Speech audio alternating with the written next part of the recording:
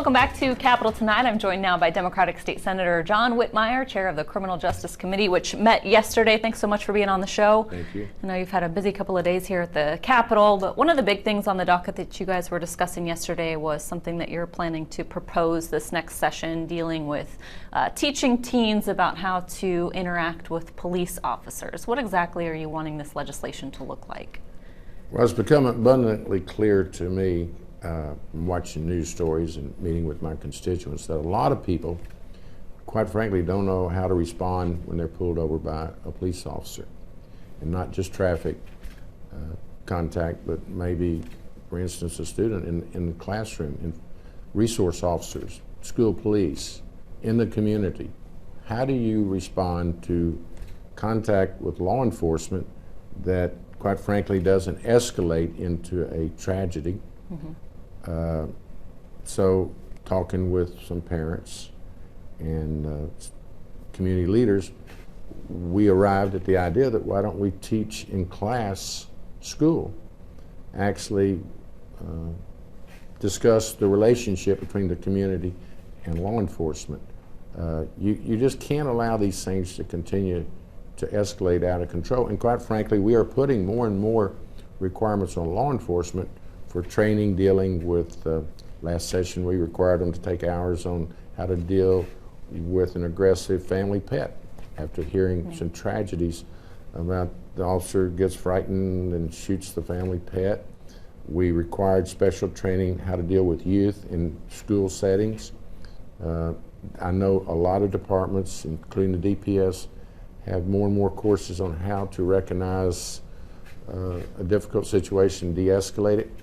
So it just occurred to me, if you've got a captive audience of ninth graders, before they ever get behind the wheel of a car, you tell them that there is a real probability that we all get pulled over at one time or another, and these are the do's and don'ts.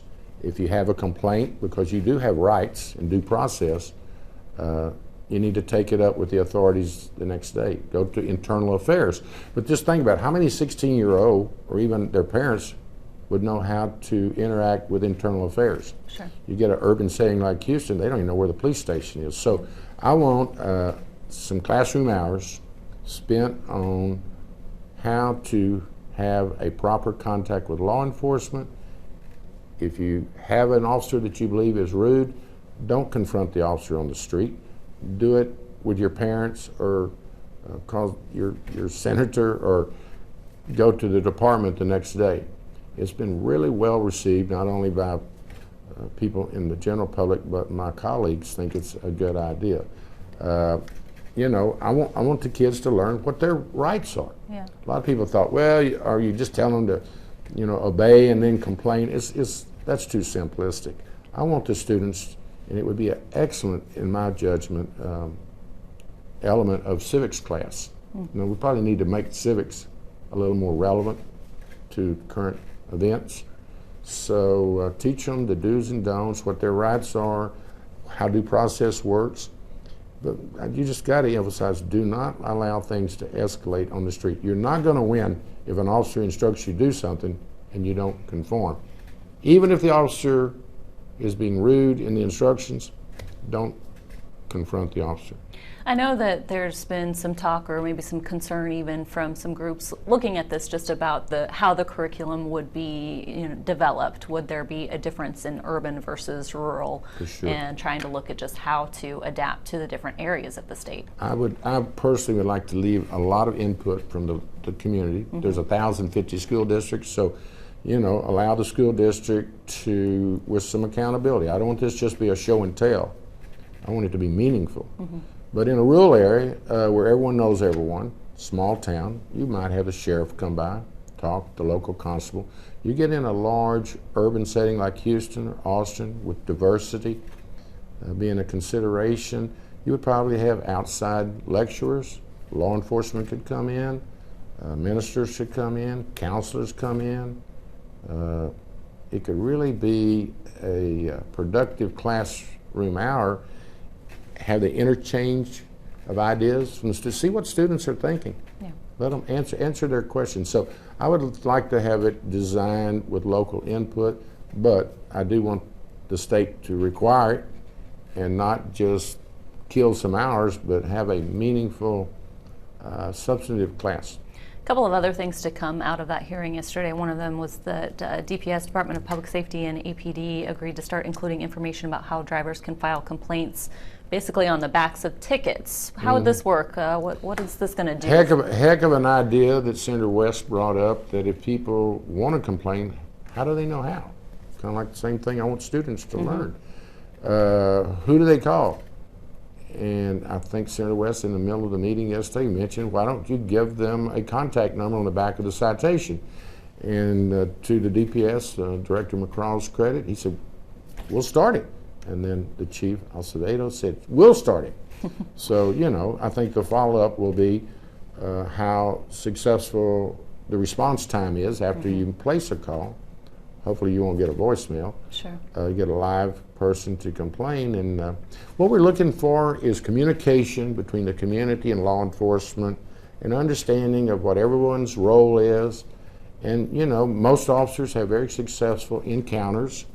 But if one is not successful, we need to let the public have access to superiors. So it was a heck of an idea, and it didn't require a change in law. It's just departments saw it was a practical idea, and to their credit, they said, we will process this. Maybe more will join on. In the time that we have left, which is just about a minute, I did want to ask you while I have you here about the more than 30 foster kids being housed in a repurposed former juvenile detention center in Northeast Texas. You're not happy about this. Why?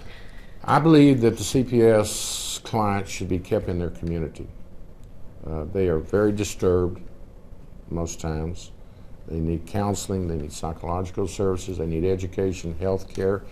These kids in particular. Yeah, these kids in particular. And Crockett has a detention facility that's been remodeled. I understand it's really nice structure, but I've learned as recently as today that the counselors and the professional help that they so badly need are driving from Houston, Texas to Crockett. That's a 3-hour drive. I don't think they're seeing their counselors as frequent as they need to, but unfortunately CPS system is so dysfunctional. Most of these kids are from Fort Worth, by the way, that essentially they're just placing them in residential facilities in rural Texas because they have nowhere else to put them. We've got to reform CPS. We've got to find foster parents, caseworkers, first pay them enough that we can attract people that want to do this long term. The turnover is unbelievable in the caseworkers. So, you know, I hope the legislature leadership will make this a priority that it deserves, because these young people in CPS will someday graduate out of CPS and be in our communities. And if you look at their profile, some of them have been moved 15, 20 times, very disturbed, emotionally disturbed young people that need all of our help. Something we're going to be keeping a close eye on. Senator Whitmire, thanks so much. We'll get you back on the show to talk more about all of these issues. You got it. The Quorum Report's Harvey Kronberg is in next with his take on last night's vice presidential debate. We'll be right back.